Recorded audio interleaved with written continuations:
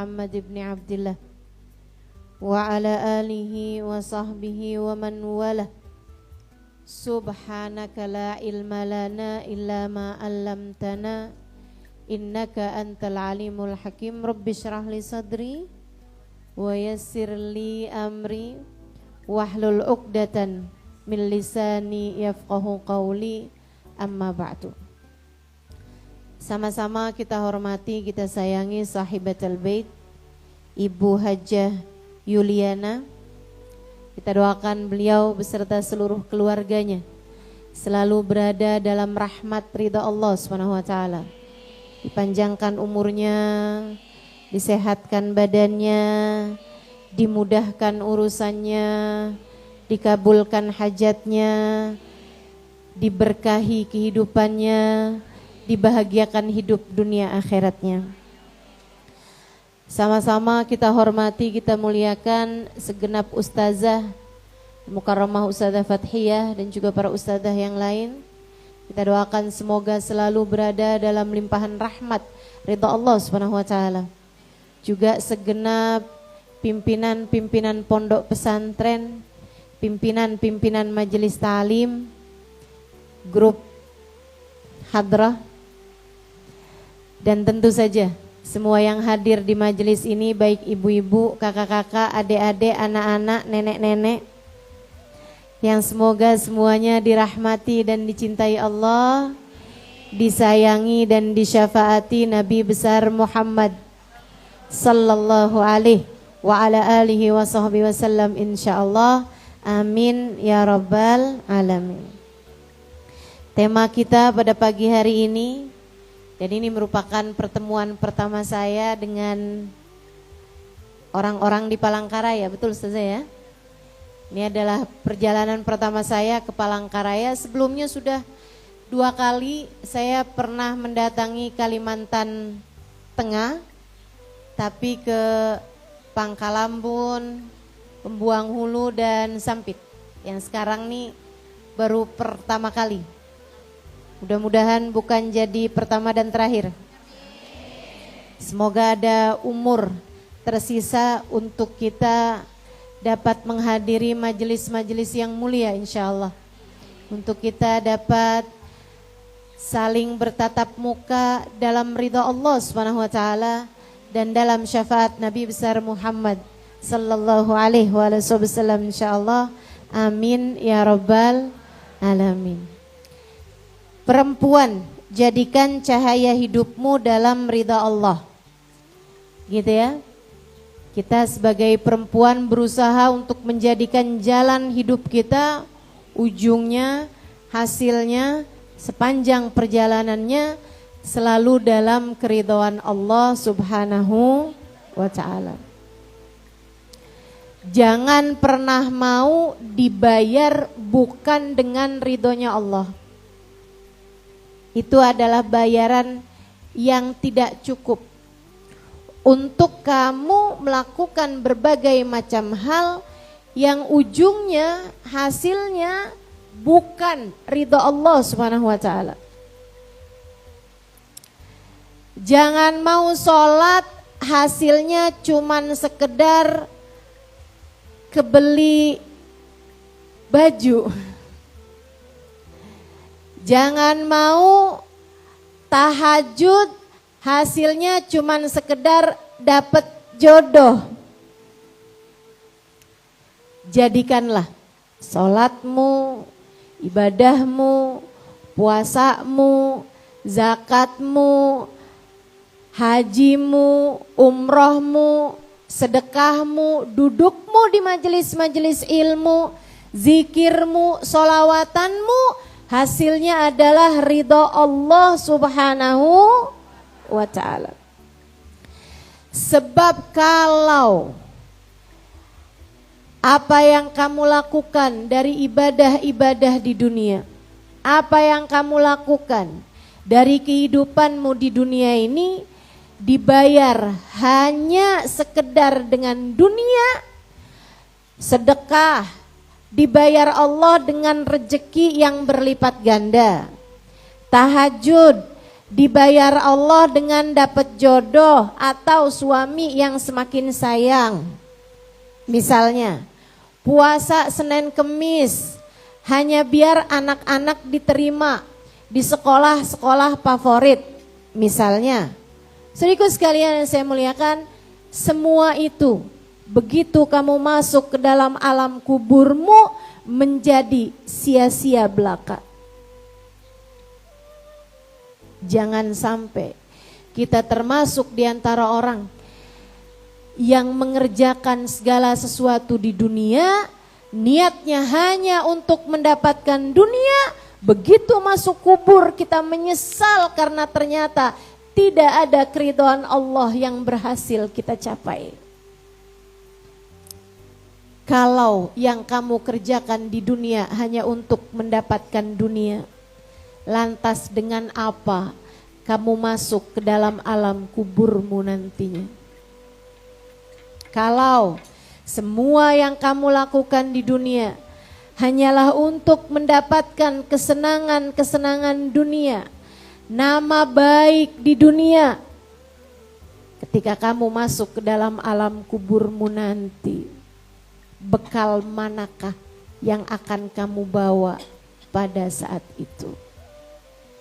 Yuk belajar buat kita jadikan jalan kehidupan kita, ujungnya, tujuannya, maksudnya adalah untuk meraih ridha Allah Subhanahu wa ta'ala.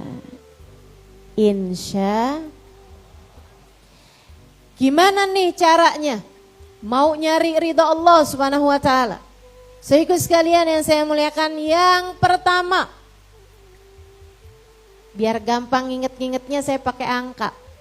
Karena ibu-ibu tuh kan 1, 2, 3.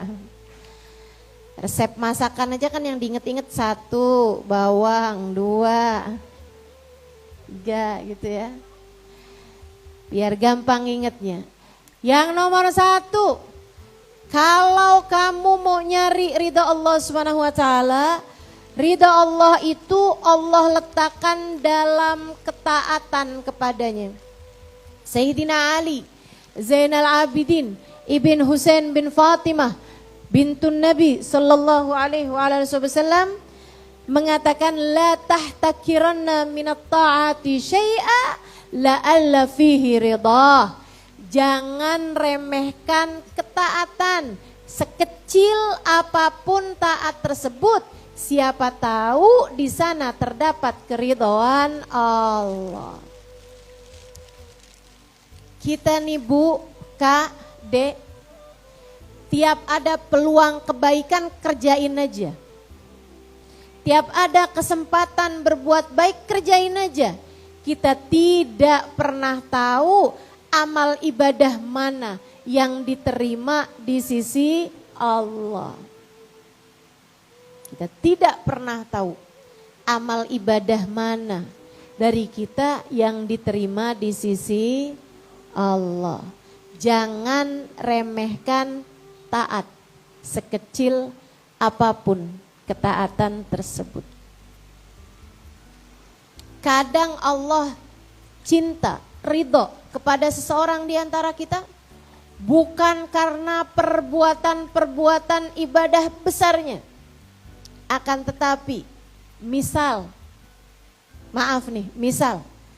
ada di antara kita seorang istri yang selalu tersenyum kepada suaminya di saat suaminya sedang memberi dia, ataupun bahkan di saat suaminya sedang tidak bisa memberi kepadanya nafkah, rezeki misalnya gitu.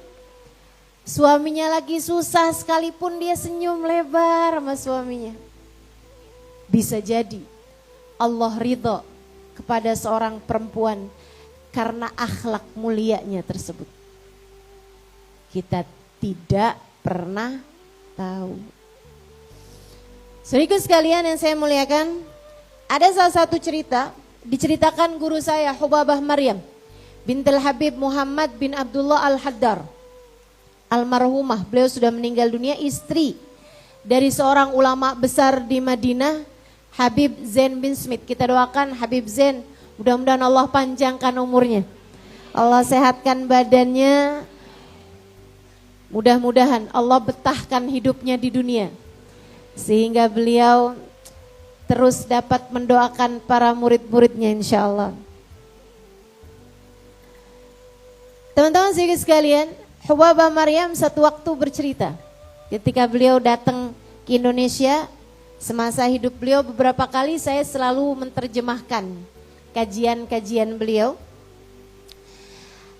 Ada seorang perempuan dimandikan jenazahnya, meninggal dunia, perempuan dimandikanlah jenazahnya. Saat dia dimandikan tersebut, tiba-tiba aja dia tertawa. Tertawanya bukan tertawa mengerikan, ala-ala kuntilanak gitu, enggak begitu, ya gitu. Tapi tertawa seneng, tertawa seperti tidak menyangka gitu. Tertawa geli gitu. Tertawa karena tidak menyangka terjadi seperti itu, kayak yang gitu. Yang memandikan jenazah ini heran ngelihat ada orang dimandikan kok malah tertawa. Jadi dia pun berdoa. Karena orangnya berani nih ya. Kalau saya yang mandikan jenazah, saya sepertinya tidak berani minta doa seperti itu. Dia berdoa, aqsamtu 'ala Allah illa an tukhbiruni lima dhahikta. Dia bilang, saya minta kepada Allah, kamu harus kasih tahu saya kenapa kamu tertawa. Penasaran, kenapa kok kamu memandikan tertawa, kamu harus kasih tahu saya. Doanya diijabah, malam harinya dia bermimpi. Orang yang tadi pagi dimandikan itu, dalam mimpinya, dalam keadaan yang sangat berbahagia, dia tanya, dia bilang, waktu kamu saya mandikan tadi pagi, tiba-tiba saja kamu tertawa. Kenapa gitu? Perempuan tersebut bercerita, saya itu setiap pagi bersedekah dengan separuh sarapan saya. Bukan orang mampu, orang yang hidup sangat terbatas. Tapi dia kalau bikin sarapan double 2. Dia hidup sendirian sebatang kara. Nah, dia bikin sarapan tuh misalnya nasi untuk 2 piring. Kemudian lagi lauknya masing-masing 2 gitu ya. Tempe sepotong taruh tempat dia, tempe sepotongnya lagi taruh di piring satunya lagi. Terus seperti itu, semuanya dibagi 2. Dia bilang, saya akan keluar rumah pagi hari tersebut. Sebelum saya sarapan, saya akan kasihkan 1 piring sarapan saya itu untuk orang miskin pertama yang lewat depan rumah saya. Ini ntar ada tukang sayur, tanyain, ada sarapan belum Pak, ada tukang sampah, tanyain, ada orang jualan cendol, jualan apa aja gitu, diberikan separuh sarapannya.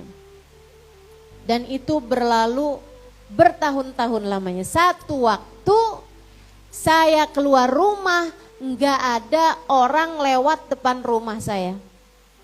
Saya tungguin 10 menit, 15 menit, nggak ada yang lewat. Nggak ada orang yang kelihatan tidak mampu lewat depan rumah saya. Sampai saya lihat seekor anak keledai. Dia lagi mengais-ngais tempat sampah. Saya pun kemudian memberikan separuh sarapan saya tersebut kepada seekor anak keledai. Sambil saya bilang, ya Allah, ini kan juga makhlukmu. Dia nyari-nyari makanan di tempat sampah, dia lapar, ya Allah, jadikanlah ini sedekahku pagi hari ini. Diberikan kepada seekor anak keledai tersebut. Dia bilang, ketika kamu memandikan saya, diajukan kepada saya amal perbuatan saya selama hidup, ibadah-ibadah saya, alhamdulillah diterima Allah, alhamdulillah Allah ridhoi saya, dan yang nomor 1 yang menjadi penyebab Allah ridho kepada saya adalah sedekah saya kepada seekor keledai. Saya pun tertawa geli karenanya sebab saya sama sekali tidak menyangka bahwa dari begitu banyak hal ternyata yang diterima Allah dari saya adalah sedekah saya kepada seekor anak keledai. Kita tidak pernah tahu amal ibadah kita yang mana yang diterima di sisi Allah Subhanahu wa ta'ala. Maka jangan pernah remehkan kebaikan sekecil apapun itu. Apa yang bisa kamu lakukan, apa yang bisa kamu perbuat, perbuatlah. Sehingga sekalian yang saya muliakan, demikian pula dengan para ulama-ulama. Kita ada banyak di antara mereka yang mendapatkan pahala yang luar biasa, dapat ridho Allah Subhanahu wa ta'ala karena perbuatan baik yang telah dia lakukan. Sebutlah Uwais Al-Qarni, itu orang luar biasa sekali teman-teman sekalian, adalah khairut tabi'in, sebaik-baik tabi'in. Sebab walaupun dia tidak pernah berjumpa dengan Nabi Muhammad, akan tetapi Nabi Muhammad pernah menceritakannya kepada para sahabatnya. Kata Nabi, rubba as'as aghbar lau aqsama 'ala Allahi la abarra.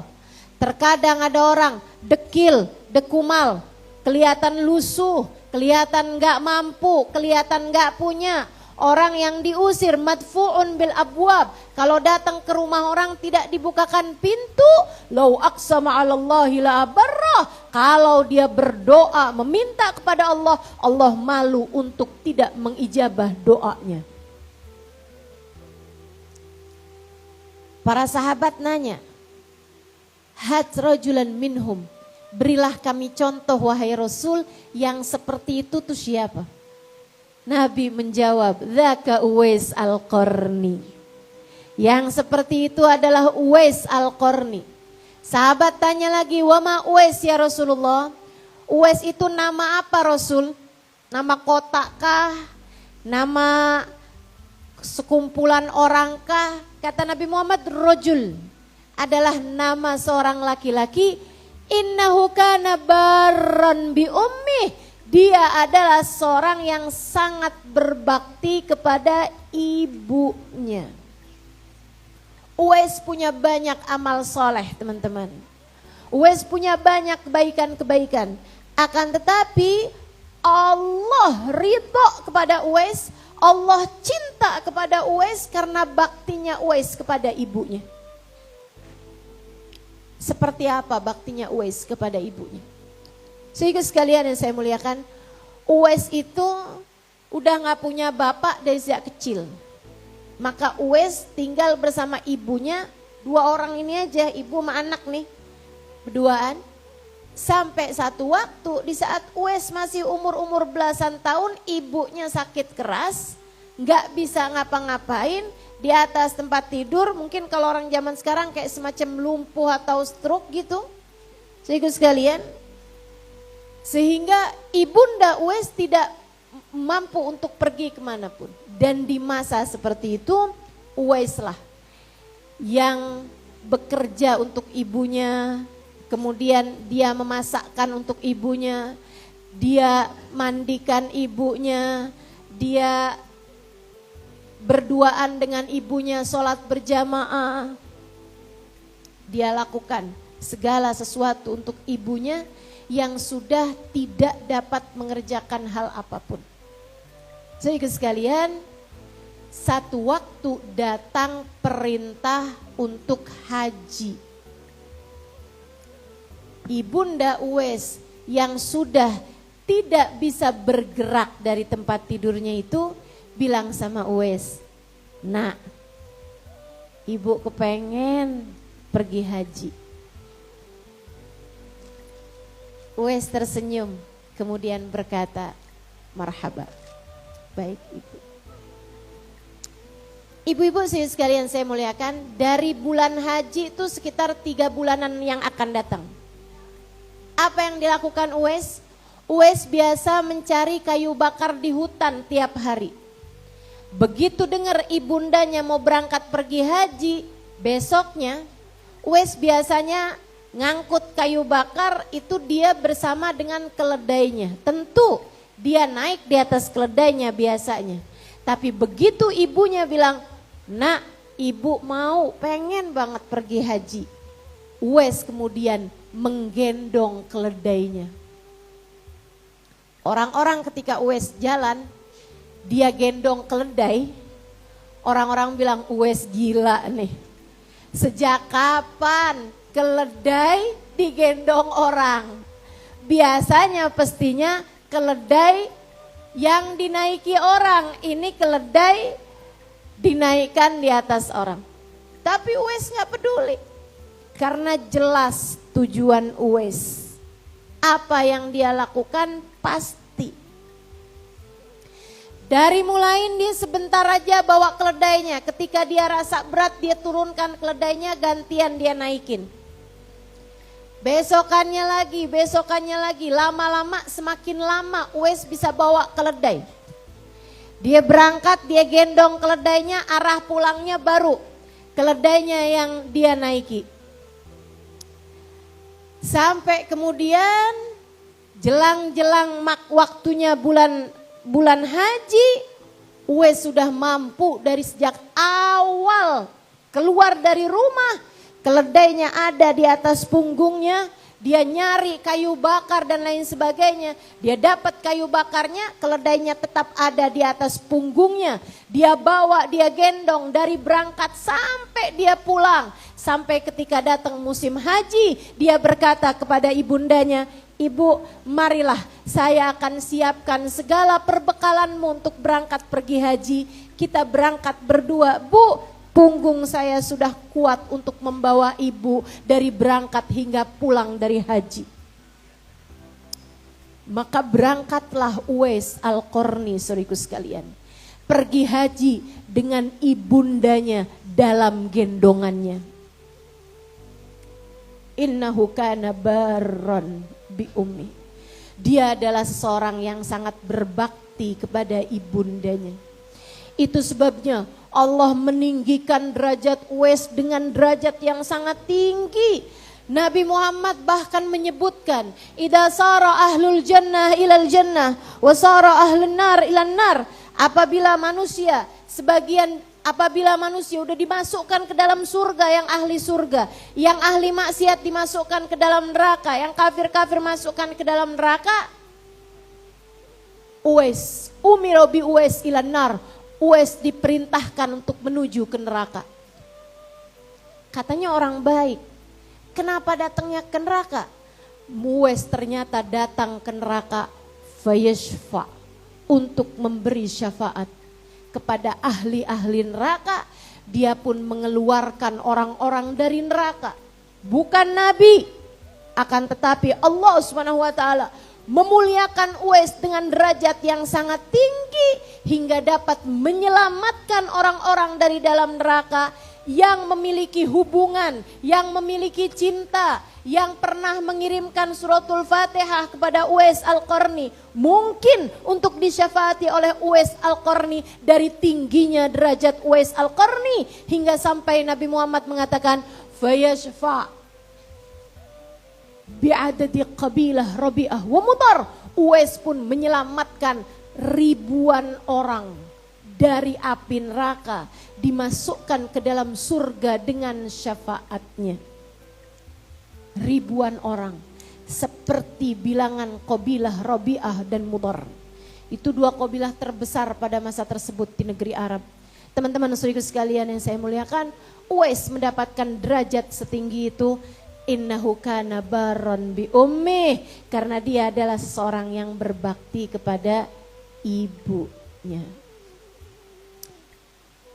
Al-Fatihah ila ruhi Uwais Al-Qarni, anna Allah yaghfir lahu wa yarhamu wa yu'li darajati fil jannah wa yanfa'una bi barakatihi wa asrarihi wa anwarihi wa ulumihi wa nafahatihi fid din wad dunya wal akhirah. Al-Fatihah.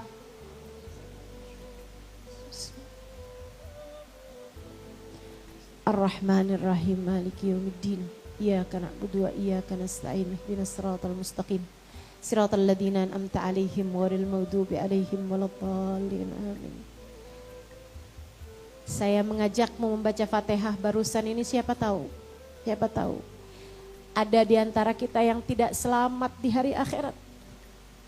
Siapa tahu saat itu Uwais kemudian menarik-nariki orang dari dalam api neraka.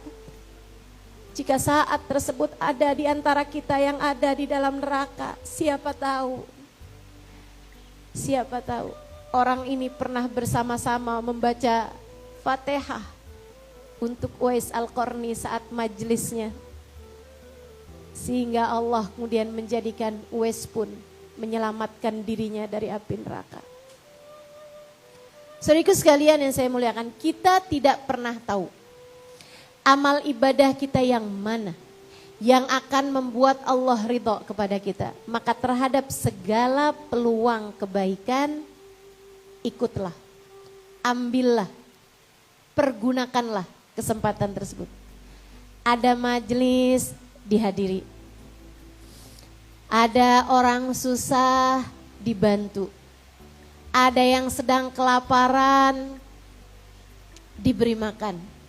Ada yang sedang kehausan, diberi minum. Ada korban bencana alam, pakaiannya semuanya hanyut, terbawa banjir, dibantu. Ada yang tidak mengerti ilmu pengetahuan, diajarkan.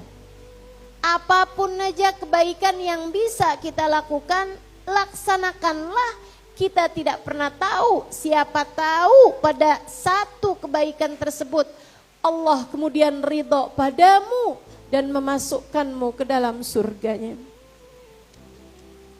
Kita tidak pernah tahu. Ini juga untuk kita menilai orang lain juga begitu.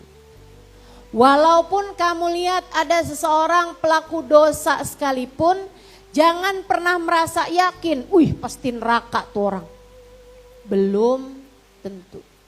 Kita nggak pernah tahu, mungkin ada dari perbuatan-perbuatannya yang membuat Allah ridho padanya. Kita nggak pernah tahu.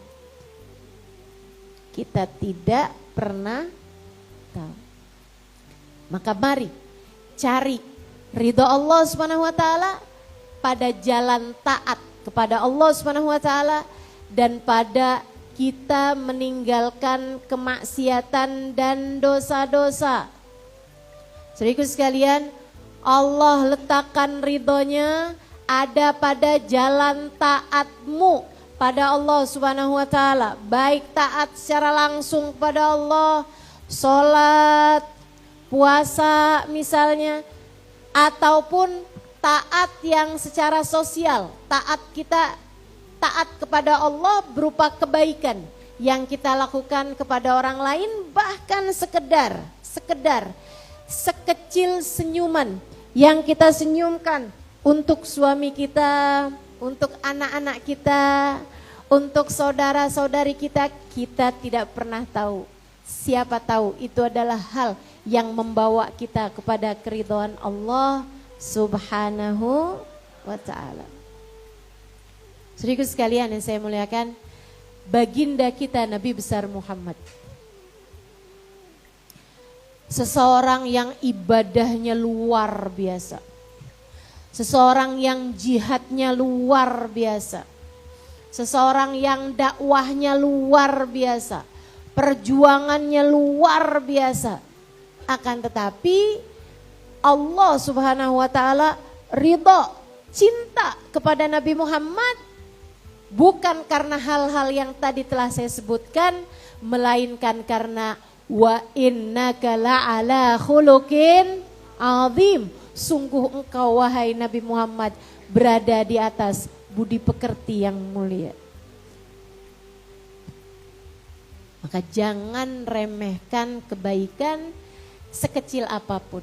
Kita tidak pernah tahu ibadah kita yang mana yang diterima oleh Allah, kebaikan kita yang mana yang membuat Allah Subhanahu wa taala ridho kepada kita. Insya Allah. Itu yang nomor satu. Allah Subhanahu wa ta'ala meletakkan keridhoannya ada pada jalan taat. Ada pada jalan kita melaksanakan perintah Allah dan kita meninggalkan larangan-larangan Allah Subhanahu wa ta'ala. Saudaraku sekalian yang saya muliakan, yang kedua, kalau kamu ingin mendapatkan keridhaan Allah Subhanahu wa ta'ala, maka pakailah posisi yang Allah telah memposisikan kamu di dalamnya sebagai caramu mendapatkan keridhaan Allah Subhanahu wa ta'ala lewat dirinya. Kalau kamu adalah seorang anak, Allah jadikan keridhaan Allah ada pada keridhaan orang tuamu. Carilah itu.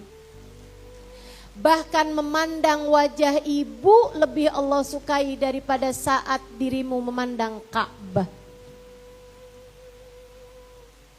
Padahal mandang Ka'bah sekali, ada dalam hadis bahwa siapa yang memandang Ka'bah sekali dengan pandangan penuh penghormatan seperti beribadah 1 tahun lamanya. Siam naharaha wa qiyam lailaha. Siangnya dipakai buat puasa, malamnya dipakai buat sholat malam. Setahun. Itu pahala untuk orang yang ngelihat Ka'bah sekali. Makanya ada seorang kiai ketika pertama kali datang ke Mekah, begitu nyampe depan Ka'bah dia merem melek. Pejam terbuka matanya. Muridnya nanya, santri nanya, Kiai kelelipan? Enggak. Tapi kok Kiai matanya kayak begitu? Dia bilang biar dihitung banyakan nak. Karena siapa yang memandang sekali seperti ibadah 1 tahun, saya mau Allah Subhanahu wa ta'ala menghitung banyak ibadah dari saya. 1 tahun, 2 tahun, 3 tahun, 4 tahun gitu. Untukmu yang masih pada punya ibu, tak perlu jauh-jauh ke Mekah.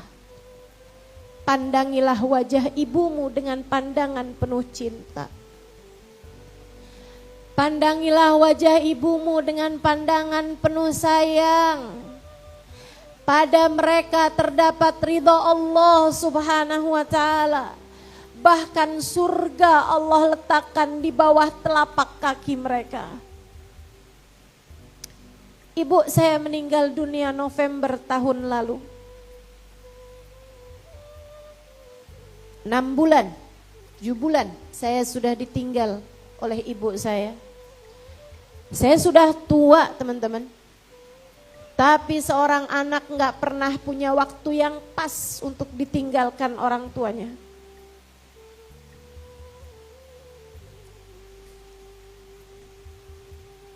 Semoga saya termasuk di antara anak yang diridhoi orang tua saya. Saya yakin orang tua saya meridhoi anak-anaknya, bukan karena anak-anaknya adalah anak-anak yang Masya Allah, bukan.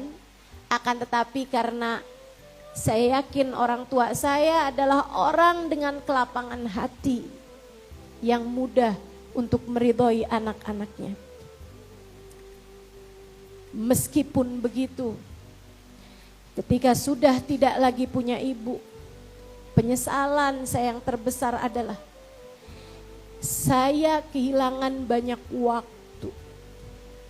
Saya tidak lagi punya waktu untuk bisa memandang wajah Umi dengan pandangan penuh sayang. Tidak ada lagi tangan yang bisa saya pegang. Tidak ada lagi bahu ataupun pangkuan tempat saya biasa bersandar. Maka meskipun saya ridho terhadap apapun keputusan Allah, saya sampaikan ini kepadamu yang pada punya ibu, ternyata ditinggalkan oleh ibu, sesuatu yang sangat menyedihkan sekali. Ternyata sesuatu yang tidak bisa kita beli adalah waktu waktu kita bersama dengannya. Saya ridho, saya hanya rindu untukmu yang masih pada punya ibu. Saudaraku sekalian yang saya muliakan, orang tuamu, Allah jadikan keridhaan Allah terletak pada keridhaan mereka. Pandangilah wajahnya dengan pandangan penuh cinta. Ibumu, ayahmu, saya yakin bukanlah seseorang yang sempurna. Akan tetapi mereka menyayangimu dengan sempurna.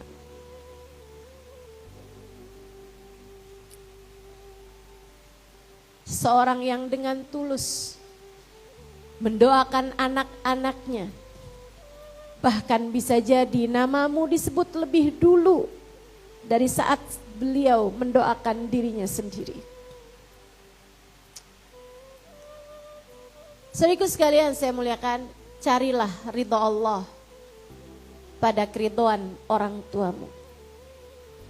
Para istri, carilah ridha Allah ada pada keridhaan suamimu. Sebab Allah Subhanahu wa taala menjadikan kunci surga seorang istri bagaimanapun ada pada diri suaminya. Jangan sampai kamu jadi seorang yang menyesal. Kapan menyesalnya? Entah ketika dia meninggal dunia atau ketika kamu duluan meninggal dunia, sementara kamu belum menjadi seseorang istri yang mendapatkan keridhaan dari suaminya. Tiap kali bahas suami, saya selalu teringat hadisnya baginda Nabi besar Muhammad sallallahu alaihi wasallam kepada seorang perempuan. Ketika perempuan tersebut datang kepada baginda kita Nabi Muhammad untuk bertanya beberapa permasalahan fikih, Nabi Muhammad pun menjawabnya. Sesudah selesai dijawab sama Nabi, Nabi tanya sama dia, "Amutazawwijah anti?" Apakah kamu adalah seorang perempuan yang sudah menikah? Dia menjawab, "Bala ya Rasulullah, ini imra'atu fulan ibn fulan." Betul wahai Rasul, saya adalah istrinya fulan bin fulan. Nabi bertanya kembali, "Kaifa anti bih?" Bagaimana kamu memperlakukan suamimu? Bagaimana kamu memperlakukan suamimu? Nabi Muhammad bertanya, sebab Nabi Muhammad adalah guru terbesar kita dalam kehidupan. Nabi Muhammad bertanya, sebab Nabi Muhammad adalah Al-Abul Akbar, kata Habib Ali Habsyi tadi di dalam kitab Simtud Durar, yang doa tadi itu Al-Abul Akbar. Nabi Muhammad adalah ayah kita yang terbesar. Nabi Muhammad sangat peduli kepada keadaan-keadaan kita, saudaraku sekalian. Karenanya Nabi bertanya kepada perempuan ini, sebagaimana Nabi pun juga mungkin untuk bertanya hal yang sama kepada kita kalau saja kita berjumpa dengan Nabi Muhammad. Nabi akan juga bertanya yang sama, bagaimana kamu memperlakukan suamimu? Dia pun menjawab, ya Rasulullah, saya menjadikan suami saya di atas mata dan kepala saya. Saya junjung tinggi suami saya, wahai Rasul. Saya taat padanya kepada sesuatu selagi saya mampu melaksanakannya. Dan saya meminta maaf padanya untuk sesuatu yang tidak saya sanggup melaksanakannya. Saya hormati dia dan saya tidak menyia-nyiakannya, wahai Rasulullah. Siapa di antara kita yang kalau Nabi bertanya, wahai para istri, siapa di antara kita yang kalau Nabi bertanya padanya, bagaimana kamu memperlakukan suamimu? Ia dengan bangga berkata seperti yang disampaikan sahabat perempuan ini. Ataukah kita akan menangis kemudian menjawab, ya Rasulullah, doakan saya, sebab ternyata saya belum menjadi istri yang solehah bagi suami saya.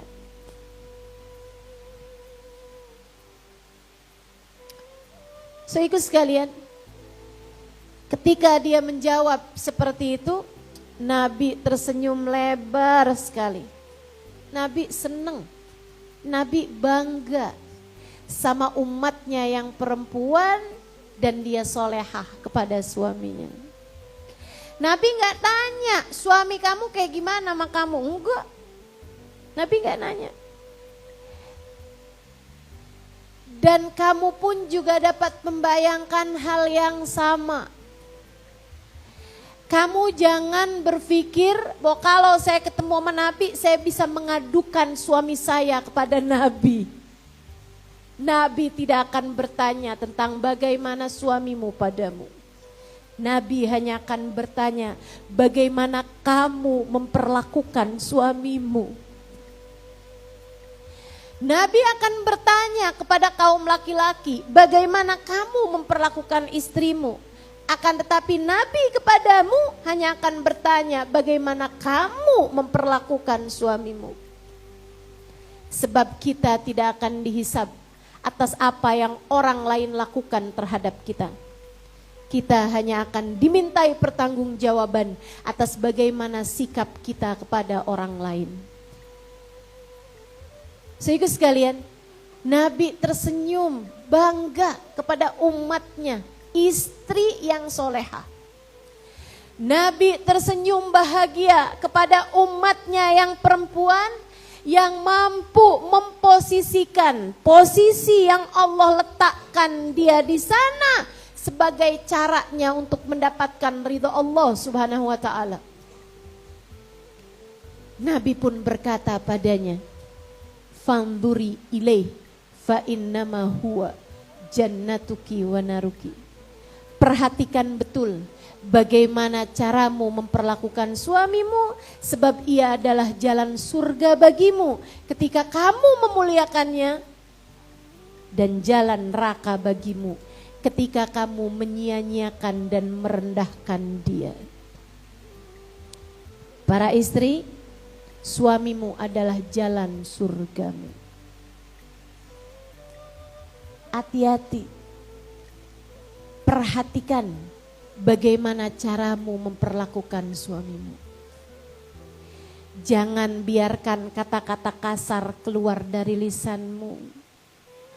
Untukmu yang ingin di akhirat berjumpa dengan Nabi Muhammad dan Nabi Muhammad ridho kepadamu.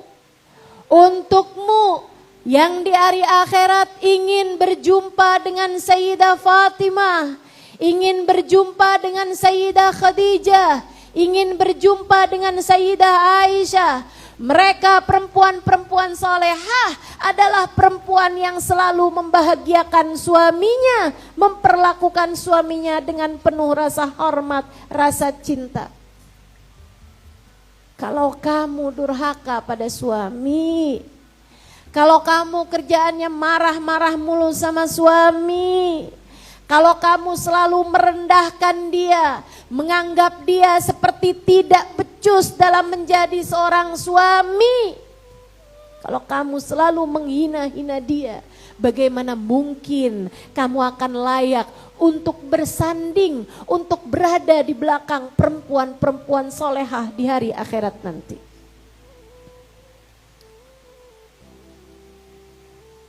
Jika kamu ingin di akhirat nanti ada di belakang orang-orang mulia, maka jadilah seorang istri yang mulia.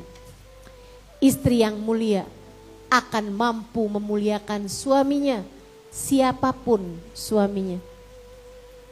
Sementara seorang perempuan yang hina akan selalu menghina suaminya, siapapun suaminya. Mari belajar untuk menjadi seorang istri yang solehah. agar kita selalu berada dalam jalan ridha Allah Subhanahu wa ta'ala. Agar kita meraih ridha Allah Subhanahu wa ta'ala, agar kita mendapatkan pandangan kasih sayang dari Allah Subhanahu wa ta'ala. Ustazah udah terlanjur. Saya sering sekali nyakitin hati suami. Soalnya suami saya tuh juga enggak soleh-soleh banget juga Ustazah. Bagaimana mungkin saya mau jadi kayak Khadijah kalau suami saya enggak kayak Nabi Muhammad. Saya susah mau jadi kayak Sayyidah Fatimah, suami saya enggak kayak Sayyidina Ali. Serius sekalian, Allah kasih contoh dalam Al-Quran. Seorang istri yang punya suami Nabi, tapi emang dasar perempuannya enggak benar.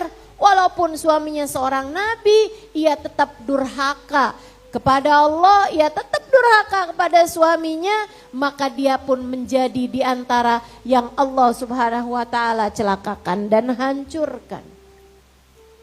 Istrinya Nabi Nuh, punya suami nabi, manusia paling soleh pada zamannya.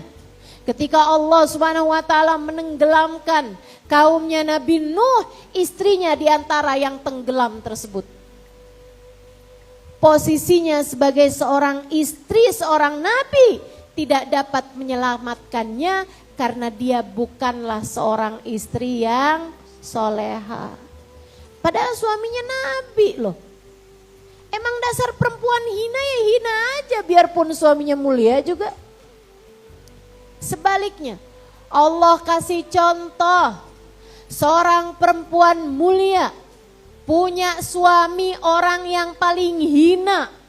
Saudaraku sekalian yang saya muliakan, bukan hanya hina karena durhaka kepada Nabi ataupun durhaka kepada Allah, enggak main-main, enggak tanggung-tanggung, dia bahkan mengaku dirinya sebagai Tuhan. Namanya Fir'aun. Istrinya seorang perempuan solehah, seorang perempuan beriman kepada Allah, seorang perempuan yang menjadikan dirinya sebagai hamba Allah, berada dalam jalan Allah, mencari ridha Allah Subhanahu wa ta'ala. Hidupnya pun bercahaya dengan keimanan. Maka meskipun suaminya Fir'aun, ia tetap dapat menjadi seorang perempuan yang mulia, calon-calon penghuni surga, peraih ridha Allah Subhanahu wa ta'ala. Jadi tiap kali hatimu bilang, ya gimana saya mau jadi istri solehah, suami saya kayak begini, sampaikan pada hatimu, suamimu bukanlah seorang nabi, suamimu memang bukanlah seorang waliullah, bukanlah seorang ulama, bukanlah seorang yang sangat dekat dengan Allah Subhanahu wa ta'ala. Tapi kan suamimu juga enggak Fir'aun amat.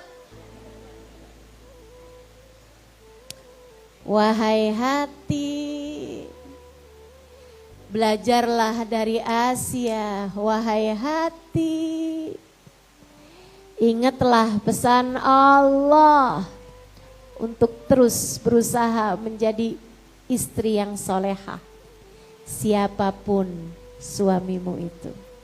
Insya cari ridho Allah Subhanahu wa ta'ala pada diri suamimu. Posisimu sebagai seorang istri, jadikanlah posisimu tersebut sarana mencari keridhaan Allah.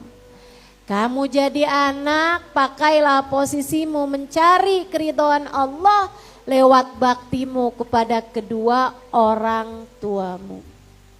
Dan kalau kamu sebagai seorang ibu, pergunakanlah posisi tersebut untuk mencari keridhaan Allah Subhanahu wa ta'ala dengan mendidik anak-anakmu, menjadikan mereka sebagai hamba-hamba mulia di sisi Allah, menjadikan mereka sebagai umat yang layak dibanggakan di hadapan baginda Nabi besar Muhammad sallallahu alaihi wa ala alihi wa sahbihi wasallam. Anak yang solehah akan menjadi penyebab. Anak yang soleh banyak yang menjadi penyebab orang tua mendapatkan ridha Allah subhanahu wa ta'ala. Saudaraku sekalian yang saya muliakan, akan saya ceritakan kepadamu kisah dari Sayyidina Ibn Iyad alaihi ridwanallah. Fudail bin Iyad alaihi ridwanallah, seorang ulama terkemuka pada zamannya, dulunya seorang soleh, seorang waliullah pada zamannya, akan tetapi dulunya dia adalah seorang perampok, seorang pembunuh, bahkan seorang yang sangat bengis kepada orang lain, saudaraku sekalian. Fudail bin Iyad alaihi ridwanallah.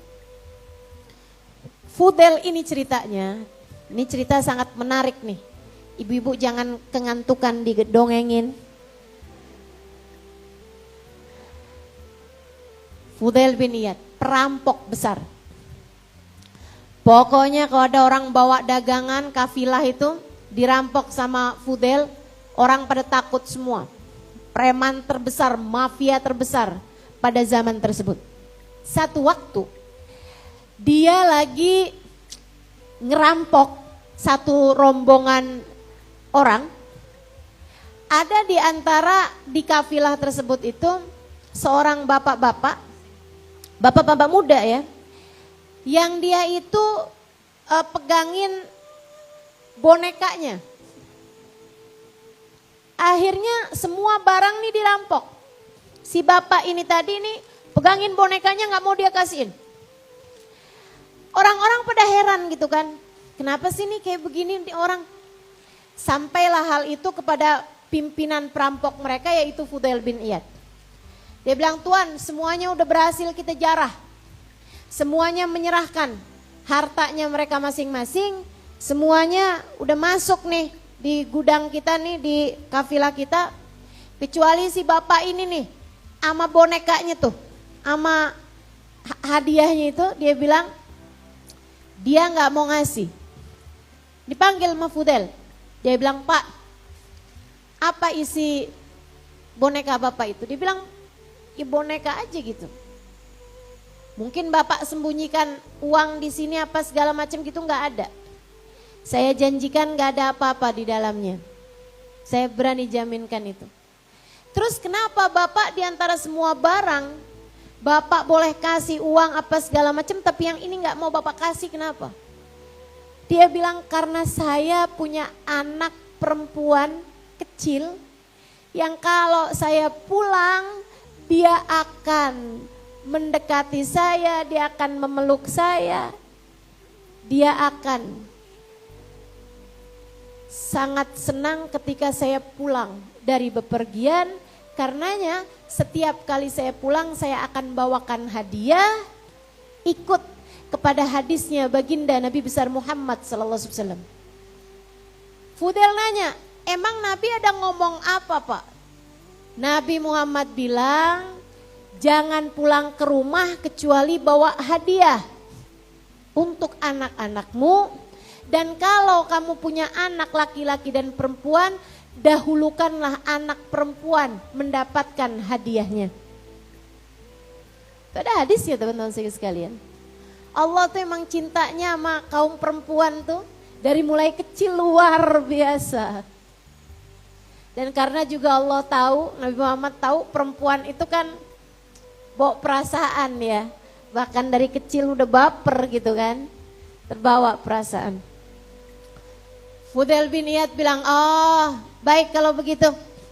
Gimana nih Tuan, kita ambil gak bonekanya? Gak usah, biarin. Kesian bapak ini nanti ketemu sama anaknya. Udah biarin aja, kasih pulang bapak ini. Dia pun memperkenankan bapak tersebut pulang. Fudail kepikiran sama hadis itu tadi. Bagus juga ya. Maka Fudail pun nyari perempuan cantik di kampungnya. Dipaksa buat nikah sama dia. Sampai perempuan tersebut hamil, nikah bener ini ya. Gak benar, karena dia pengen punya anaknya juga anak benar gitu. Maksudnya bukan zina gitu kan. Dia nikah benar, habis itu kemudian sampai si perempuan tersebut hamil sampai melahirkan. Ternyata benar melahirkan perempuan. Fudel senang sekali.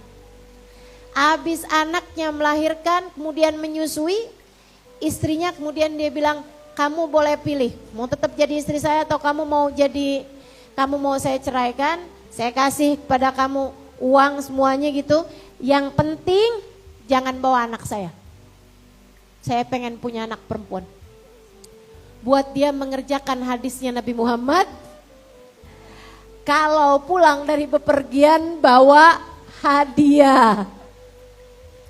Dari semua perintah-perintah Allah dia tinggalkan, hanya satu aja yang dia pegang, yaitu menyayangi seorang anak perempuan.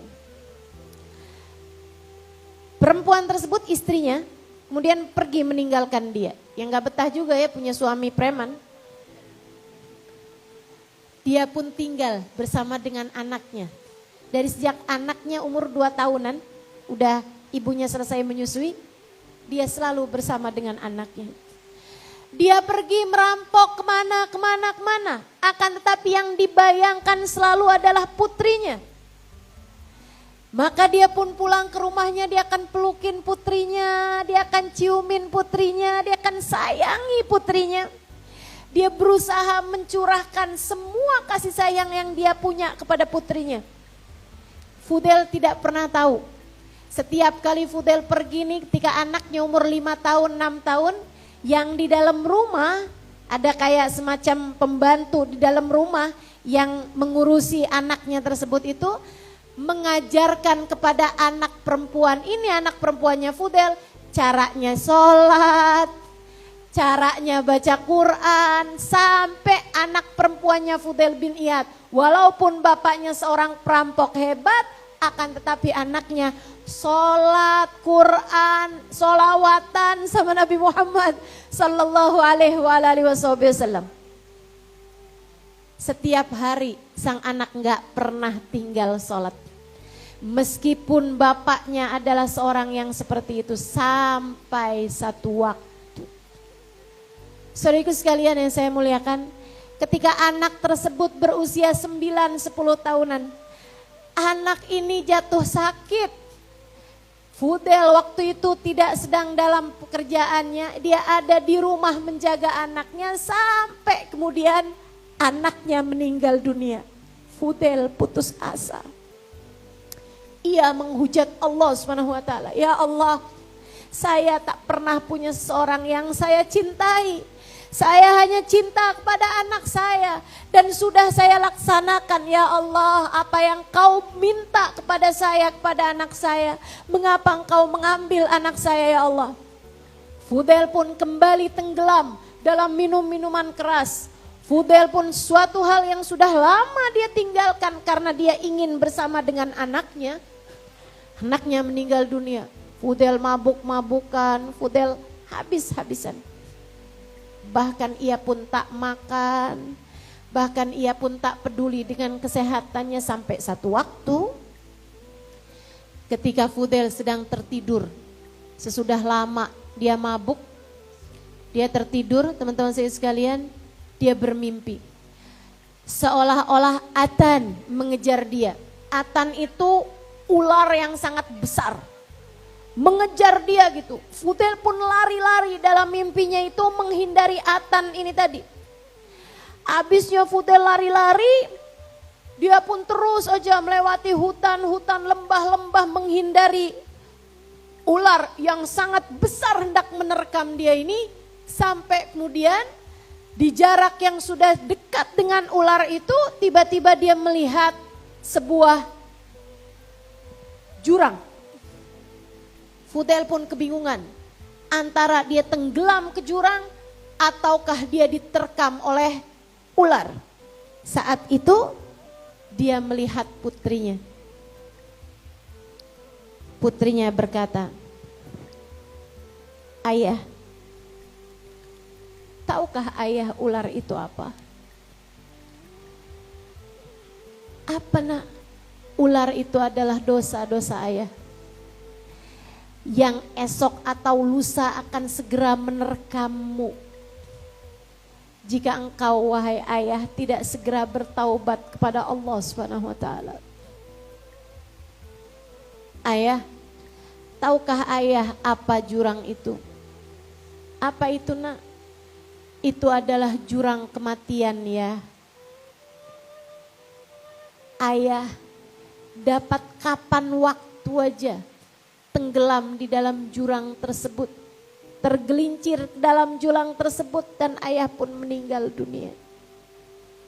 Ya, kalau tidak sekarang kapan lagi?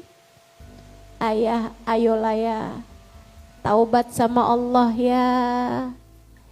Taubat sama Allah ya, saya sayang sama ayah. Dan saya tahu ayah sangat menyayangi saya. Dia kemudian bercerita kepada ayahnya, ayah tahu dalam Quran Allah bilang, A'udzubillahi minasyaitonirrajim. Alam ya'ni lilladzina amanu an takhsha'a qulubuhum lidzikrillahi wa ma nazzala minal haq. Tidakkah datang waktunya bagi orang yang beriman untuk khusyuk hati mereka mengingat Allah dan mengingat apa yang Allah turunkan dalam Al-Quran. Ayah, sudah tiba waktumu untuk segera kembali ke jalan Allah. Aku menunggumu ya di surga Allah. Aku menunggumu ya dalam keridhaan Allah.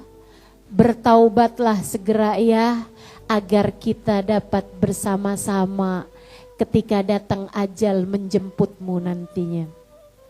Sang ayah sempat nanya, kamu pernah belajar Quran nak? Iya ya, saya bisa baca Quran, saya hafal banyak dari ayat-ayat Al-Quran. Ayahku sayang, segeralah bertaubat pada Allah. Fudail bangun dari tidurnya, kemudian saat itu juga Fudail mendengar suara ayat Al-Quran yang sama dibacakan sama tetangganya yang sedang bangun malam dan membaca Al-Quran. Tetangganya tersebut membaca pas di ayat yang sama sambil diulang-ulang. Alam ya'ni lilladzina amanu an takhsha'a qulubuhum lidzikrillahi wa ma nazala minal haqq. Alam ya'ni lilladzina amanu an takhsha'a qulubuhum lidzikrillahi wa ma nazala minal haqq.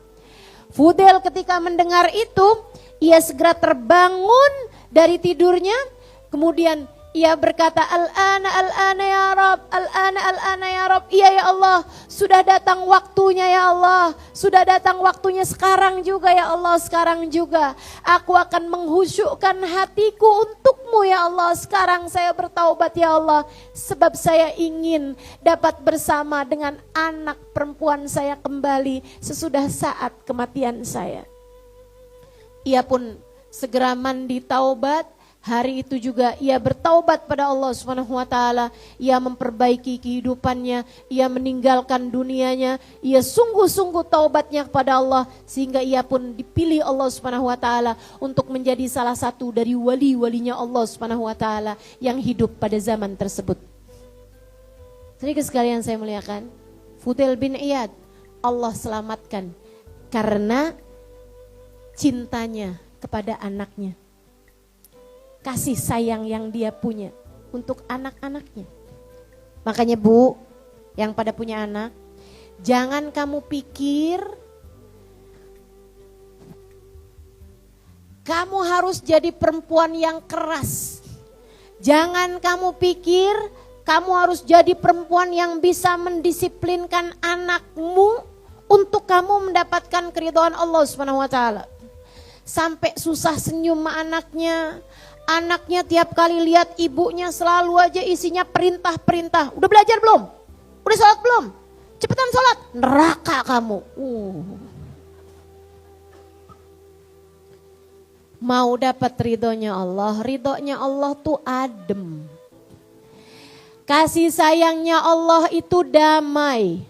Kamu baru akan mendapatkannya ketika kamu dapat memberikan ketenangan, kedamaian, kebahagiaan, rasa adem di hati anak-anakmu dan orang-orang di sekelilingmu. Yuk, belajar buat jadi seorang perempuan yang dapat menyayangi anak-anaknya dengan cara yang terbaik. Jangan mau jadi ibu yang ditakuti sama anak. Jangan. Jadilah ibu yang disayangi sama anak. Hatimu tuh pakai buat menyayangi anak-anakmu. Man la yarham la yurham. Siapa yang gak sayang sama anaknya, maka dia pun tidak akan disayang Allah Subhanahu wa ta'ala. Sayangi, dekap, peluk, sampaikan padanya, nak, kamu adalah hadiah terindah yang Allah berikan dalam hidup mama. Kamu adalah hadiah paling indah yang Allah berikan dalam kehidupan ibumu ini. Terima kasih ya nak. Terima kasih telah menyayangi ibu. Kita akan saling sayang hingga semoga kita dapat bersama dalam surga Allah Ta'ala. Yuk belajar sayangin anak biar kita dapat ridhonya Allah. Yang terakhir, jadi yang pertama tadi saya ulangi, pengen dapat ridhonya Allah. Ridhonya Allah ada pada jalan taat kepada perintahnya dan jalan meninggalkan maksiat darinya. Kita nggak pernah tahu ridho Allah letakkan di mana.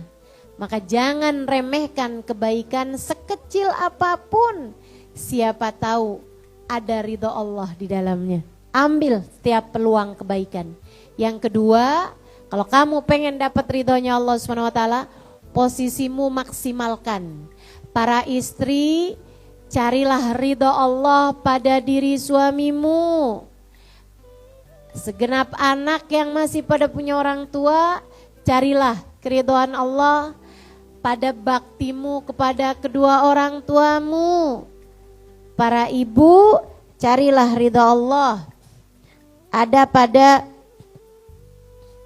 kasih sayangmu kepada diri anak-anakmu. Siapapun kita punya saudara, kakak, adik yang baik sama siapapun, yang baik sama semuanya. Allah cinta sama hamba-hambanya yang punya banyak kasih sayang dalam hatinya. Mudah-mudahan kita pun diridhoi dan disayangi Allah SWT karenanya insya Allah. Kemudian yang terakhir, teman-teman sekalian, kalau kamu mau nyari ridhonya Allah SWT, ada pada keridhoanmu dalam setiap takdir yang Allah SWT berikan padamu. Man radiya falahur ridha wa man sakhita falahus sukhd. Siapa yang ridho dengan keputusan-keputusan Allah, Allah pun ridho padanya. Siapa yang marah-marah, protes mulu, menghujat-hujat Allah atas buruknya takdir yang dia alami, jangan salahkan siapa-siapa jika Allah pun tidak ridho padanya. Siapa yang ridho kepada Allah, Allah ridho padanya. Siapa yang marah kepada keputusan Allah, protes kepada segala keputusan Allah, Allah pun marah padanya. Bu, Kak, Dek, Nak, dengarkan ucapan saya. Hidup tidak pernah ideal untuk siapapun.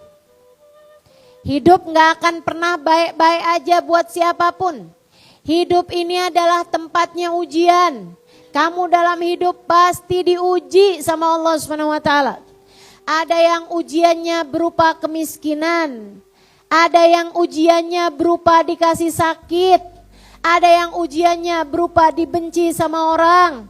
Ada yang ujiannya berupa dijahatin sama orang. Ada yang ujiannya berupa keluarga yang ditimpa sakit. Segala macam ujian datang dalam kehidupan kita, saudaraku sekalian. Gak ada orang yang hidupnya enak terus. Kalau kamu lihat, tapi dia kok hidupnya enak terus ya. Dia hartanya banyak. Belum tentu orang hartanya banyak hidupnya enak. Allah tuh punya berbagai macam cara untuk menguji hamba-hambanya. Ada yang tidak lewat kemiskinan, tapi lewat yang lain-lain teman-teman.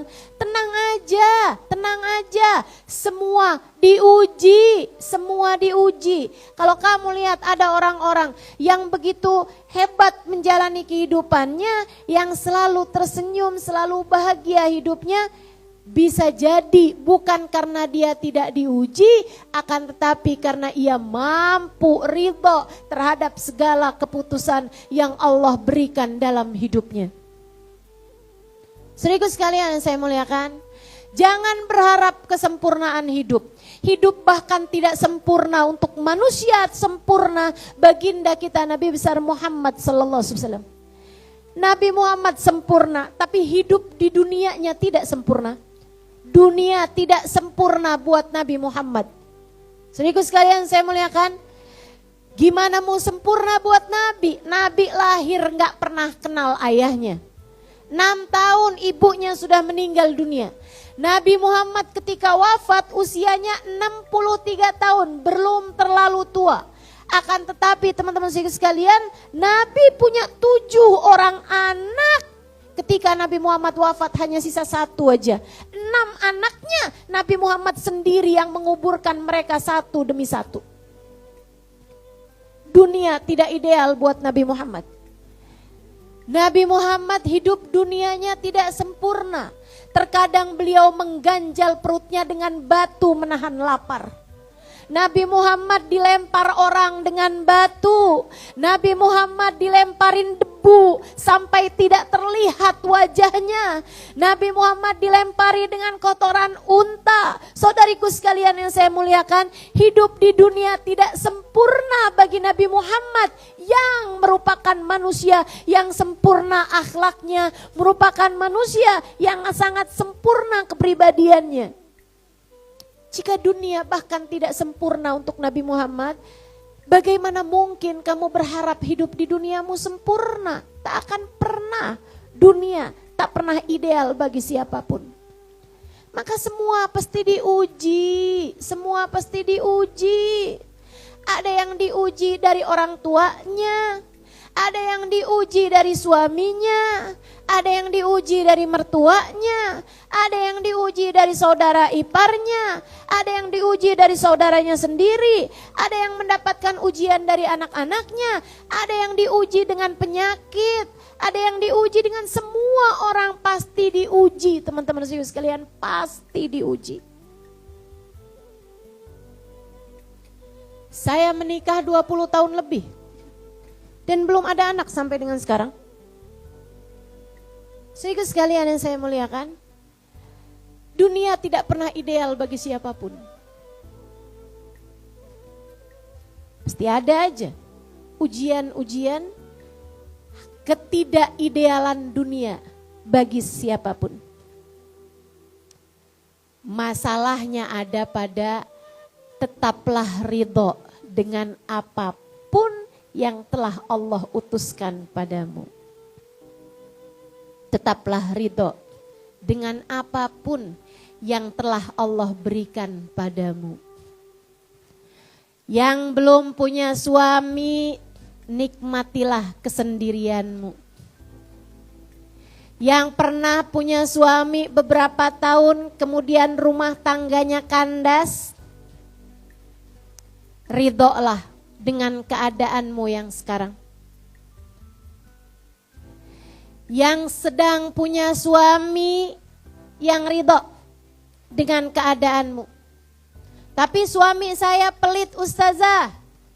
Ucapkan raditu billahi robba. Ya Allah, saya ridho engkau sebagai Tuhanku ya Allah. Tuh enak tuh hidup kita kalau begitu.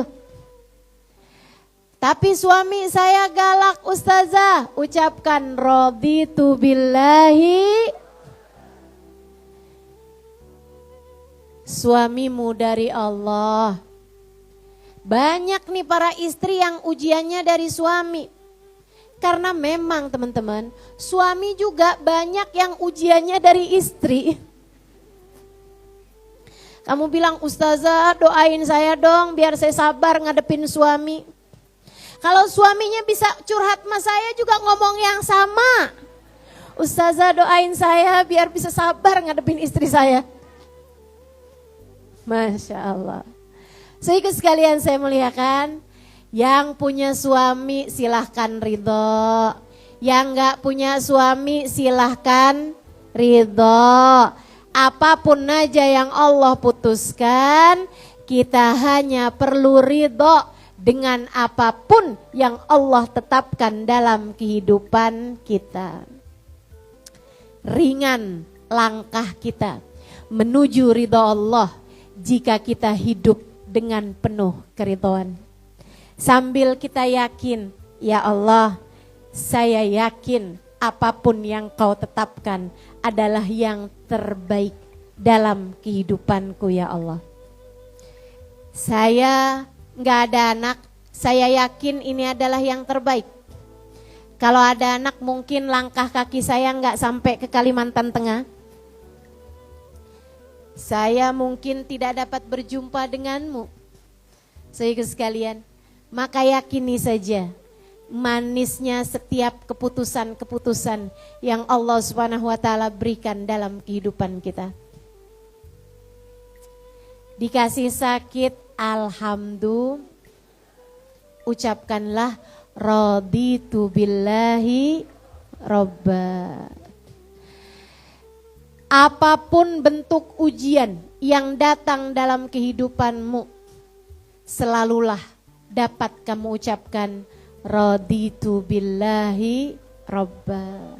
Ingat-ingatlah, dunia tidak pernah ideal bagi siapapun, maka berusahalah untuk menerima, untuk ridho dengan apapun yang Allah putuskan dalam kehidupan kita, insya Allah.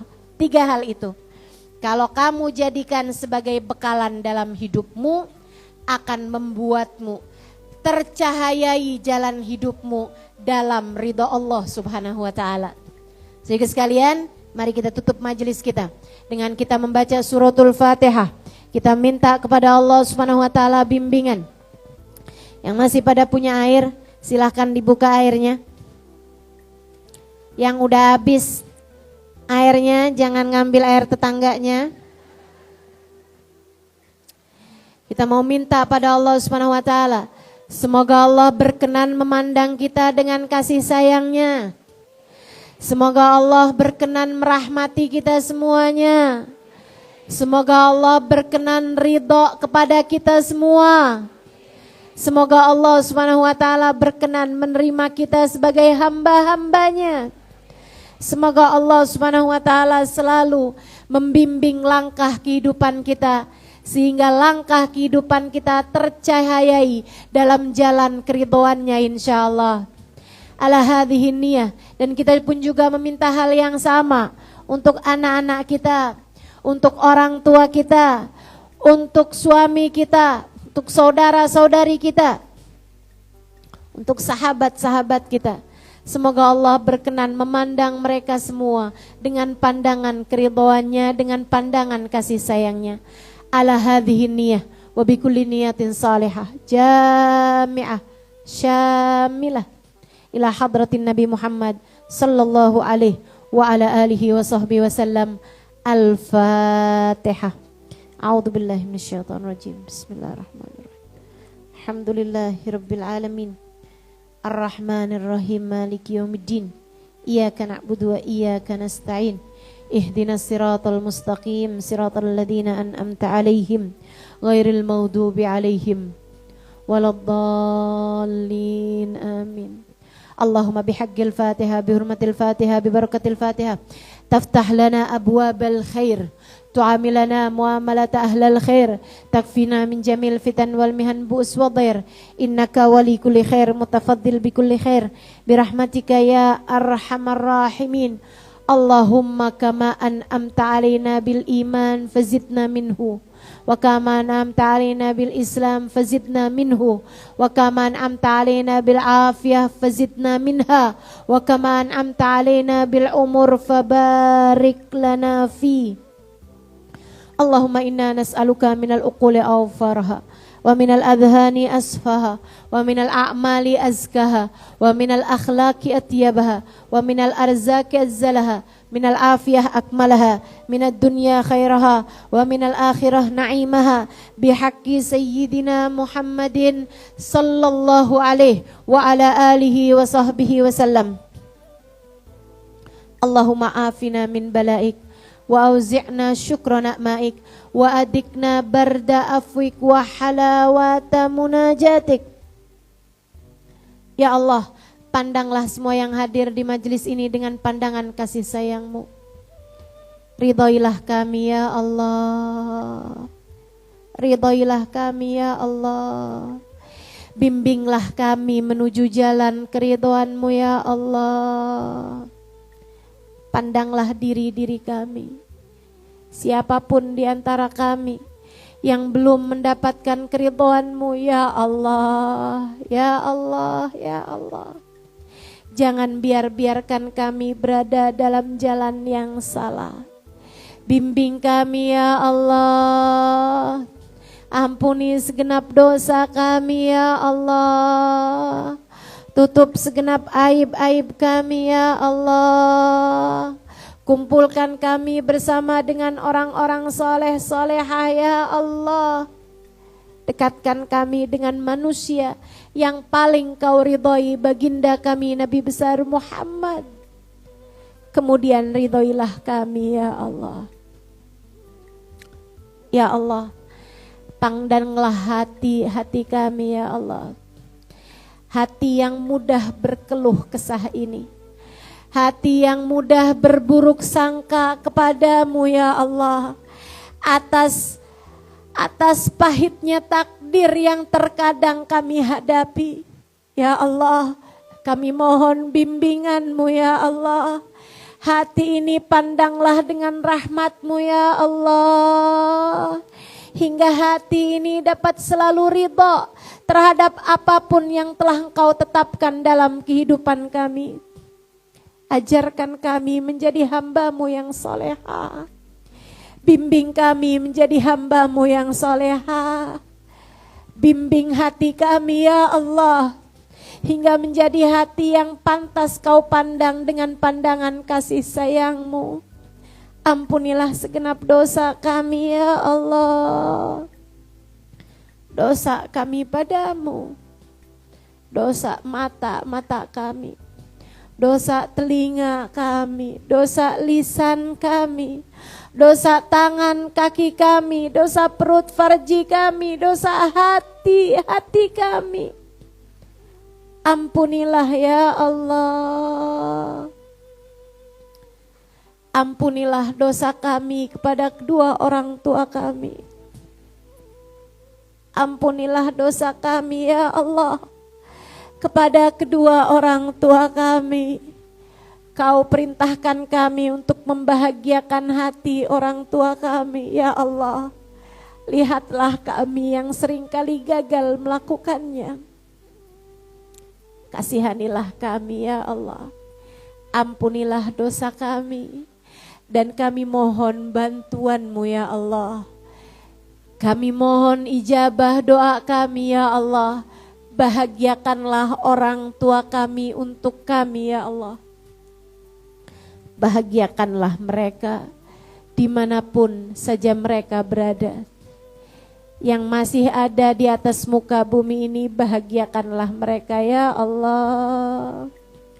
Sehatkanlah orang tua kami ya Allah. Sehatkan badannya, bahagiakan hatinya, sibukkan mereka beribadah kepadamu ya Allah. Jangan biarkan mereka mengerjakan perbuatan dosa ya Allah. Bimbing mereka ya Allah, hingga mereka menjadi hamba-Mu yang soleh-soleha. Yang orang tuanya telah berada dalam alam kubur, kami titipkan mereka padamu ya Allah. Kami titipkan mereka padamu ya Allah. Jamulah mereka dengan jamuan terindah-Mu ya Allah. Bahagiakanlah mereka sebahagia-bahagianya ya Allah. Kumpulkan mereka dengan orang-orang soleh. Kumpulkan mereka dengan hamba-hambamu yang mulia. Kumpulkan mereka dengan manusia paling mulia, baginda kami Nabi besar Muhammad sallallahu alaihi wa ala alihi wasallam. Ampuni segenap dosa mereka ya Allah. Tutup segenap aib mereka ya Allah. Dan jangan sampaikan kepada mereka kabar-kabar yang menyusahkan hati mereka tentang kami, anak-anaknya ya Allah. Allahumma ya Allah, jadikanlah setiap kebaikan-kebaikan yang kami para anak berhasil lakukan sebagai sesuatu hal yang dapat menambah pahala mereka di sisimu ya Allah.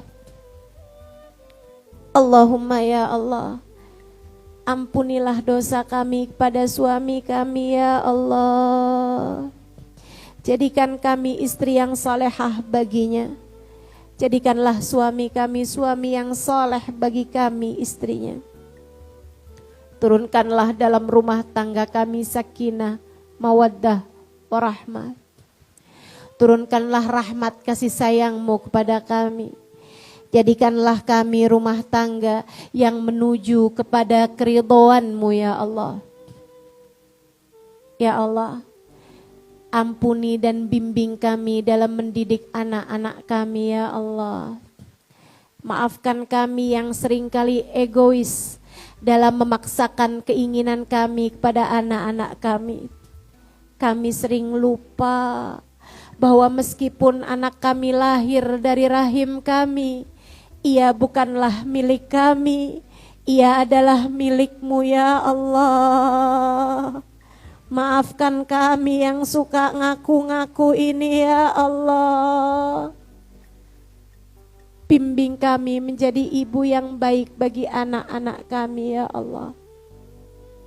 Allahumma ya Allah, bawakanlah anak-anak kami ke jalan keridhoan-Mu ya Allah. Pandanglah mereka dengan pandangan kasih sayang-Mu. Jauhkan anak kami dari pergaulan yang tidak baik. Jauhkan anak kami dari pergaulan yang bebas. Jauhkan anak kami ya Allah dari hal-hal yang tidak baik. Jauhkan anak-anak kami dari narkoba. Jauhkan anak-anak kami dari minuman keras. Jauhkan anak-anak kami dari perzinaan. Jauhkan anak-anak kami dari perjudian. Jauhkan anak-anak kami dari harta yang haram. Jauhkan anak-anak kami dari orang-orang jahat. Jauhkan anak-anak kami ya Allah dari apapun yang membuat mereka tenggelam. Dekatkan anak-anak kami dengan orang soleh. Ya Allah, karuniakanlah untuk anak-anak kami guru yang dapat membimbing kehidupan mereka menuju-Mu ya Allah. Ya Allah, karuniakanlah kebaikan dalam kehidupan kami. Dekatkan kami kepada surga-Mu. Dekatkan kami kepada jalan taat kepada-Mu ya Allah. Yang jadi istri di antara kami, jadikan ia istri yang solehah. Yang jadi ibu di antara kami, jadikan ia ibu yang dapat mendidik anak-anaknya, dapat membesarkan anak-anaknya dalam kasih sayang-Mu ya Allah.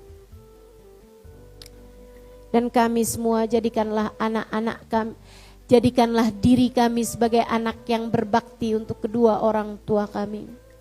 Apabila datang ajal menjemput kami, matikan kami dalam husnul khatimah. Jadikanlah kalimat terakhir yang keluar dari lisan kami saat ajal menjemput kami adalah kalimat La ilaha illallah. La ilaha illallah. La ilaha illallah. Muhammadur Rasulullah sallallahu alaihi wasallam. عليها نحيا وعليها نموت وعليها نبعث إن شاء الله تعالى من الآمنين الذين لا خوف عليهم ولا هم يحزنون برحمتك ya arhamar rahimin. Mudahkanlah hisab kami, selamatkanlah kami di akhirat nanti, kumpulkanlah kami, giringkan kami di belakang baginda kami Nabi besar Muhammad, masukkanlah kami ke dalam surgamu tanpa hisab, tanpa adab birahmatika ya arhamar rahimin. Wa sallallahu ala sayyidina Muhammadin wa ala alihi wa sahbihi wasallam bifadli subhana rabbika rabbil izzati amma yasifun wassalamun alal mursalin walhamdulillahi rabbil alamin.